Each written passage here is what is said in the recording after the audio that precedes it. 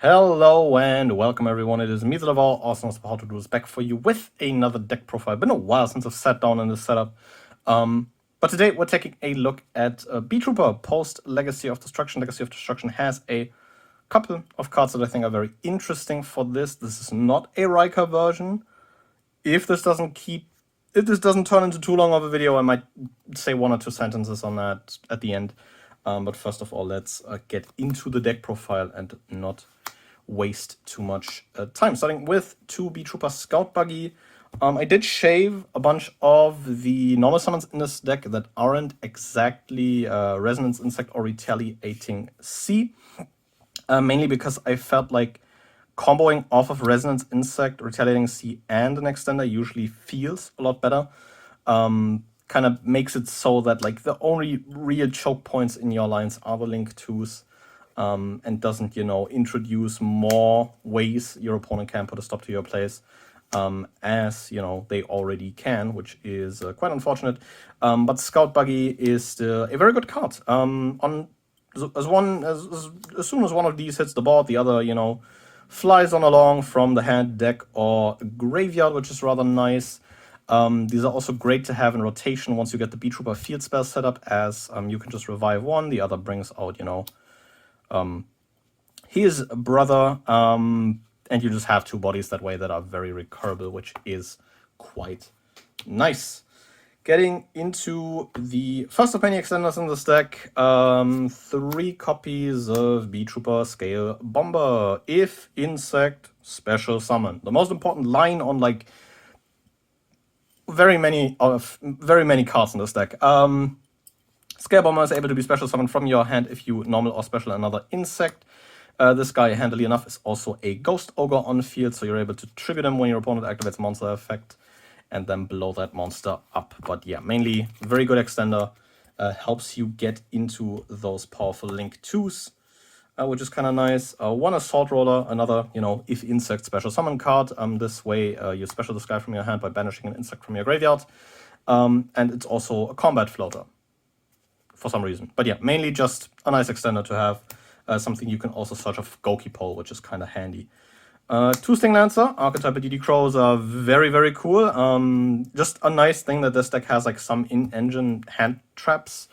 But it did max out on like a bit more traditional non-engine in this as well. But first of all, what is Sting Lancer? During main phase, you can quick effect target an insect in your graveyard and a monster in your opponent's graveyard. Put both on the bottom of that respective player's deck. Special summon this guy, and if this guy hits the board, you can add a Beetrooper spell trap, which there is a good couple of targets, especially since we are almost maxing out on those, funnily enough. But yeah, great card to summon off like an Invincible Atlas in your turn 1 combos to grab a Fly and Sting, or just a great card to secure follow-up and have an additional graveyard disruption, which is just kind of handy, especially since, this game just has gotten more graveyard reliant over the, last couple of years. 1 Mighty Neptune, this guy is just here to shuffle back banished insects mainly. You can special summon them from your hand by returning 3 banished insects into your main deck. Important note there, no extra deck pieces here, just the main deck. But yeah, essentially free special summon offer like 3k guy if you've resolved an Armor Horn earlier, which is just kind of neat. And then, as mentioned at the start, getting into the generic insects now. Resonance Insect, absolutely crazy card, because for some reason, some guy at Konami forgot the once button on this.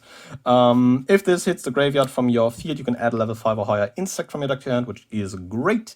And if this is banished, you can Foolish Burial an insect from your deck. Great ways to set up a follow-up place. Something that can easily like dump a Goki Pole, which either grabs an extender or follow-up, depending on what you want. Or sets up like a Sting the Poison in the graveyard, which is also something I've gone down on. But yeah, your main target to equip off of Pico Falena, a very, very great card. And then I guess his partner in crime, the Retaliating C. This is a pseudo hand trap, as mentioned earlier, with Sting Lancer. The deck has a couple in-engine hand traps, so you might be able to go down on an engine, but I've kind of liked the ratios I'm at right now. If your opponent activates a spell card that would summon a monster, you can special this from your hand, and then it's Macrocosmos. But you do want to get this off the field as soon as possible, because this deck really wants its graveyard. But it can come in clutch. Has definitely helped once or twice in testing, which was kind of nice. Otherwise, the most important part of this is if it hits the graveyard from the field, you can add an Earth insect with 1500 or less attack from deck to hand, which, you know, just so happens to add a resonance insect, which is quite nice, meaning that either opening this or resonance insect already makes it so in your, you know, normal line, you are resolving resonance insect twice, which is quite nice. Very, very, very nice. So yeah, that aside, the one Goki pole as mentioned earlier, not playing a vanilla target for this. But if this hits the graveyard, you can add a level 4 insect from your deck to your hand, which is just quite nice. Something you can easily dump, like off of a resonance insect you trigger by banishing for an armor horn. That is able to either grab your follow-up in a resonance insect or retaliating sea, or, you know, potentially also like an Arbalest, the rapid fire, which is also just a good normal summon on the follow-up to have in your hand. But yeah, Goki Pole is still a great card, even without the removal option, I think. The vanilla was just getting fairly bricky, and capping off the generic insects as a Doomdozer, I think purely as an extender, which this slot would usually be. This is much better than Beargram, though I think Beargram definitely is the better card if you're looking for something that has more utility going second, as it's bigger, but also has like a pretty sick removal effect. Just being a Raigeki on Lex is kind of nuts, especially paired with, you know, a 3400 body. But Doomdozer may be ancient, but I think still a very sick card. Easy special summon by just banishing 2 insects from your graveyard and a 2800 guy. Then getting into a kind of trimmed down Battle Wasp package. I'm a 1 Sting the Poison. Unlike Scout Buggy, this is actually where I'd maybe consider like a second or third copy, or like more copies overall, because Sting is pretty sick. On normal or special, this grabs you any Battle Wasp, because there's a good couple of ones that you would want to be adding. And you can quick effect tribute another insect and then target a monster your opponent controls, negate that monster's effect until the end of the turn, which is pretty sick. Gives you like a good disruption to summon off a Papillon that also grabs you a follow-up, which is very handy. And yeah, let's move on to some of the Battle Wasps you may be grabbing off a Sting, which the first 3 are 3 copies of Pin the Bullseye. If insect, special summon, very simple extender there. And this guy can also burn your opponent for 200 for each Pin the Bullseye you control, which, you know, might come in clutch in, you know, tournament settings where you have to play around time. But mainly this is just another very sick extender the deck has access to. Another extender here in Twin Bow, the Attacker. This doesn't even require an insect on the field. It just locks you into insects from the extra deck for the turn you special summon it from hand. You can just like pop this on the field, which is kind of sick. Really like having this as like an additional extender to potentially search off of a Sting if in case, you know, you draw it. You already have a pin in your grip. 2 Arbalest. This is something where I definitely experimented with less, but I just found the second to be so nice. In grind games, you really want like sometimes the extra resources.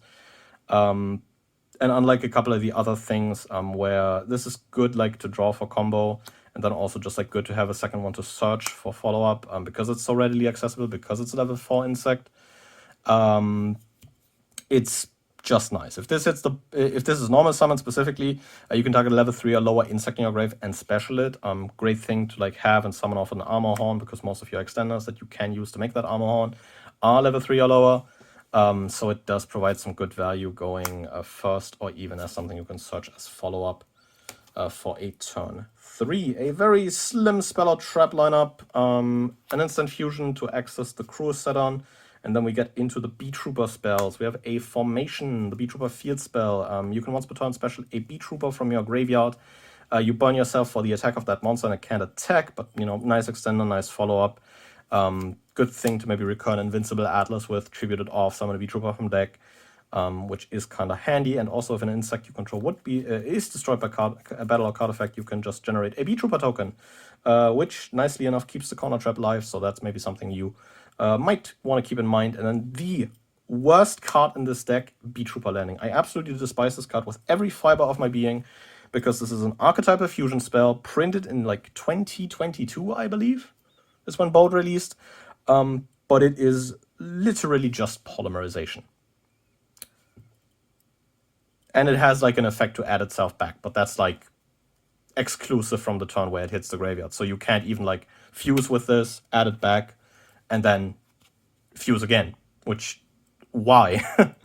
But because Cruel Saturn is an absolutely amazing card, I've really come around to like playing this. It's not like insanely necessary, but it makes a lot of lines just a lot smoother. And also gives you just more ways to make Cruel Saturn, which Cruel Saturn is a crazy card. So you might want to look into this, even if it isn't an individually great card. And then the one Flying Sting is a monster negate while you control a Beetrooper monster, even recycles itself if you control a 3000 or more insect. You just banish one insect from your graveyard, and then can reset this. Though remember, this is only one effect per turn. So if you negate, you can't reset it in the same turn, but usually that doesn't really matter because you're negating on your opponent's turn. And on the end of your turn, you can just reset this. Even if you draw this, it's fine because you can usually discard it off a Pico Falena and then reset it in the end phase. That aside, moving into a very expensive lineup of non-engine, we have 3 Ash, 3 Veiler, 3 Rocks, and 3 Imperms. Personally, a huge fan of Rock in the main deck. At the moment, I think you can definitely swap this out for Ghost Mourners or Ghost Ogres, but I've kind of liked Rocks the last couple of months. You can, of course, swap these 12 around for like whatever you want. These could be additional extenders. These could also be different hand traps, of course, very dependent on what your local metagame looks like. Ash, Veiler, Imperm, I feel like are the most applicable ones that hit like the widest variety of decks. Rock can be a bit awkward, but in general, for me, Rock worked fine. So you can definitely experiment with those ratios depending on what you want. You could also easily like shave the Nibiru and then just like play a couple more extenders, stuff like Dream Cicade, more Twin Bows, or more Stings and Scout Buggies if that is more your forte. But that is a 40 card main deck. Let's move into the extra real quick. We have another staple of the deck, 2 Invincible Atlas, something where I've mainly saw like Ragnaraika versions cut down on this, but I still like the second one. It is incredibly nice to just have 2 of this for the grind game. A lot of the decisions in this are for the grind game, but I think that is where the deck really excels. So having the additional copies for that to kind of smooth out lines and give you a lot more flexibility in what you recycle, what you have to recycle, is just very nice. Invincible Atlas is a great card, untargetable, indestructible guy. He's Dragoon while he's 3k or less, which is an important thing to keep in mind because with the effect you can boost this guy at up to 5k. But yeah, you tribute an insect once per turn and then can activate one of the following effect. Either this guy gains 2000 attack, or you special a Beetrooper from your deck. Turn 1, you can easily pull like a Sting Lance out the deck, grab a Flying Sting, which is an important card for your main turn 1 setup. And on a like turn 2, turn 3, you can easily, use this as like an access code substitute. You can also make under Insect Lock because 5k is still a pretty chunky boy. And then finally, a new card. It took until the extra deck. We have a Stag Sovereign here.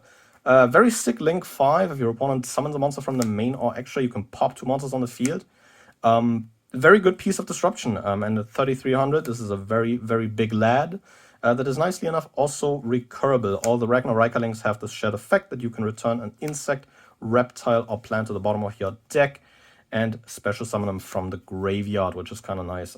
This guy's especially nice in grind games, because if you establish the Beetrooper field spell, you can easily just pull out a Beetrooper from the graveyard, get value off like a Sting Lancer, a Scout Buggy, return one of those to the bottom, and put a Stag Sovereign back on the board, which is just rather lovely to have a big bug in rotation at any point. Mantis Monk, no targets for this here. I think you can play the trap if you find the space for it. But I think for the pop one, it's not really worth it. This is mainly here because it's a Link 3 insect. Yeah, that's about it. This smooths out a couple lines where you like not have an extender, post like normal summoning a resonance insect off of your armor horn, and you want to make a Link 3 early, but you don't want to waste your Seraphim Papillion. So this is kind of nice for that. It's also recurable, similar to Stag Sovereign. You can easily resummon this at a later point in time, which is just kind of handy. And because even Invincible Atlas takes 2 or more insects, you can also make them with this guy and another one. So this is very easy Invincible Atlas access as well. 1 Seraphim Papillion, great end board piece, because this is able to recur a Sting the Poison. Something I do like dumping off like a Resonance Insect at the end of a combo when I go to summon back an Armor Horn. gains counters for every insect used, and you can remove a counter to summon an insect from your graveyard, which is just very nice. Grabs you follow-up, or, you know, in the case of Sting, the poison and interruption, which is just kind of handy.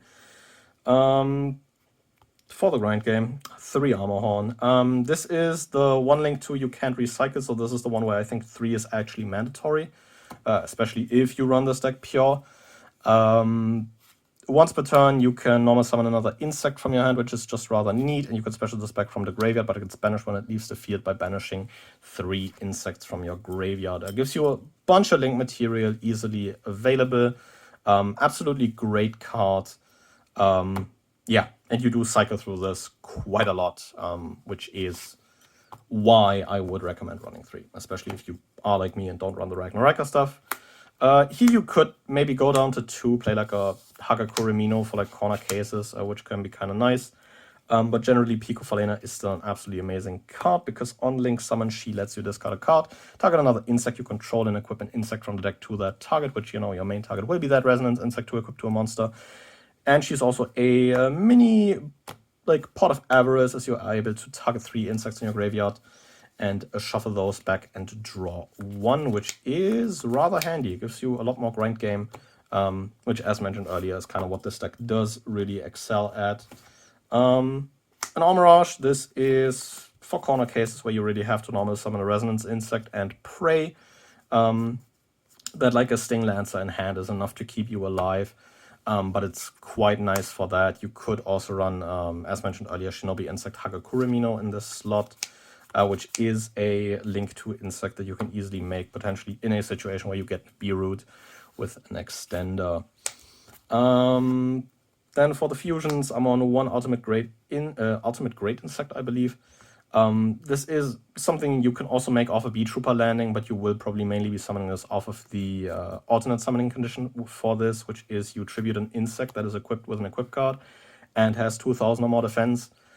Easily set up by Pico Falena, which does make this kind of easy to summon. And if there's, I believe, a field spell in the field zone,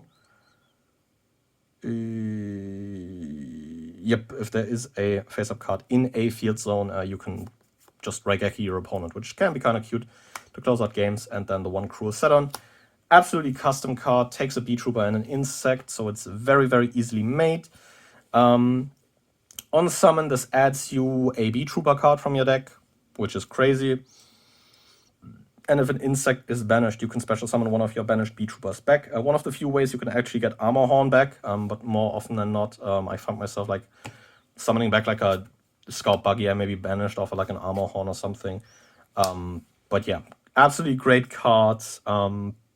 If this wasn't as good as it is, I probably wouldn't be running Landing. It's insane. The smoothest out so many lines. Instant Fusion is just the sackiest one off in this deck, just because it's a 1 card Cruel Saturn. It is massive. And then capping off the extra deck is a Cicada King, a very nice rank 3 monster negate that you can easily make. That if you use the effect, because he can either swap a battle position of an insect or gain 500 defense, is easily able to, you know, just swap his battle position and then reborn another insect from the graveyard, which is just more value for you, which, you know, we really like, because this deck does appreciate having card advantage. With all that out of the way, why am I not playing like a sizable Ragnaraika engine? I tested it, but in a lot of cases, I think the Ragnaraika engine feels like a very expensive plan B, because in most cases I feel like you're not leading those cards, because if you go Morikobe, like discard 1 because you're sure as hell not gonna normal summon it,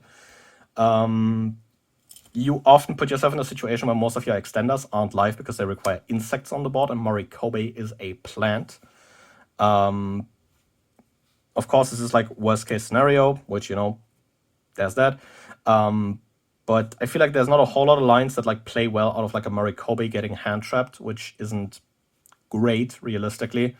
Technically, yeah, any insect from there puts you back over the top, but at that point you're like 3 cards deep into your hand, and you're kind of not really putting up the greatest of boards. That's why I felt like, you know, taking the approach where I can have like more room for non-engine was worth more to me. It's like a cute plan B, because like Morikobe by itself is like a 1-card Atlas or 1-card like Stack Sovereign, which are of course incredible cards. But I personally just didn't find it like to be like the end all be all tech for this deck. The Ragnaraika sadly I think just falls short of something like Tri-Brigade to be entirely splashable in the types for them. That is why I kept this list very straightforward, very simple, Insect Link, because that is how I like it. But with that out of the way, let me know your thoughts in the comments down below. I know this might be like a contentious take on the deck, because a lot of like the talk I've heard and seen is, you know, in favor of running the Ragnaraikas, but I just don't think that running like the, you know, 6 to 7 slots in the main is like that big of an improvement realistically. It's like neat, you know, it's something I think you can definitely run, but I would like to, you know, say that sticking with this more pure approach and have like a bit more flexibility in terms of non-engine you can run does work better for me. So there is that. But let me know your thoughts to that down in the comments. But with all that off the way, I will thank you guys very much for watching, and I'll be seeing you guys again next time. But until then, goodbye.